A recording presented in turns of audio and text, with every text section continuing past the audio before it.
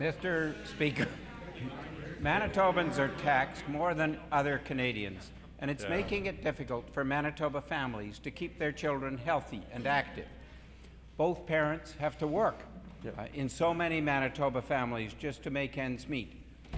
Providing even one child with the equipment to play ringette doesn't fit easily into their budget. The exemption of sports equipment from PST would help those parents to keep their children active. Does this NDP government see the benefit from exempting children's sports equipment from the PST, that the benefit it would provide to the health of Manitoba's children and to the finances of Manitoba's families? Mr. Speaker, I appreciate the question from the member opposite. The member will know that we brought in a tax credit that provides support to families for their children to be involved in recreation activities. He voted against that in the budget. That was intended to support families.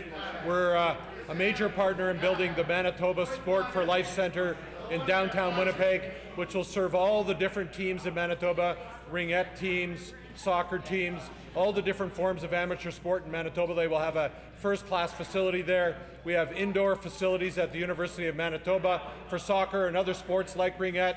We have an indoor facility going up in the north end of the Garden City area to support year-round activity. We have the new field house at the University of Winnipeg, the recreation multiplex, which supports indoor activity all year round. We are investing in activities and facilities in Manitoba that allow young people and people of all ages to perform and be involved in recreational activities for healthy living, a tax credit, better facilities, and big commitment to supporting amateur sport in Manitoba, Mr. Speaker. Mr. Speaker, families still have to buy their children equipment to play sports.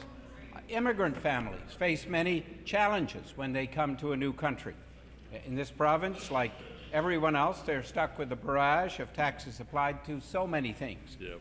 Items like the equipment that their children need to join in healthy activities that help them socialize and make friends and be active. With the exemption of the PST on sports equipment that the Manitoba Liberals will put in place, this becomes more affordable.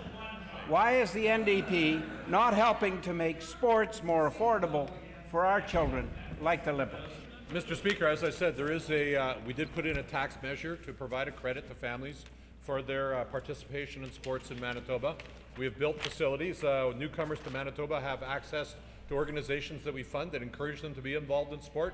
I've seen many of those organizations organizing young people to be involved in sport activities. I was at the University of Winnipeg this summer, Mr. Speaker, at the new Recplex there, and saw dozens and literally playing indoor sports at the rec center, using all the different opportunities, whether it was soccer or ringette or ultimate sports. All of those activities were going on there, Mr. Speaker, and we support those activities. I do remind the member opposite, when we built all these indoor recreation facilities and when we put the tax credit in place for young people and families to support their activities in the community, the member opposite voted against it. That's the reality, Mr. Speaker. Mr. Speaker, Manitoba's children have dreams of following in the footsteps of our excellent athletes, many of whom are hockey players, but they're involved in many sports. But first, they need to be given the chance to start. For parents who want to give their child the opportunity to play hockey and to be a goalie, for example, they quickly discover that it will cost approximately $2,000 to be fully equipped, and they will have to pay $160 in PST in addition. Under the Manitoba Liberal plan, parents would receive an exemption on the PST cost, helping to make playing hockey a little more easier in Manitoba.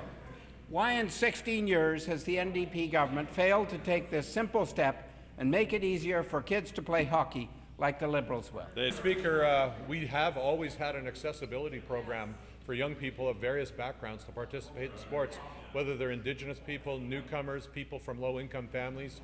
We have tax credit support. We've put in place many community club projects around the city, Mr. Speaker. We've put in place multiplex projects.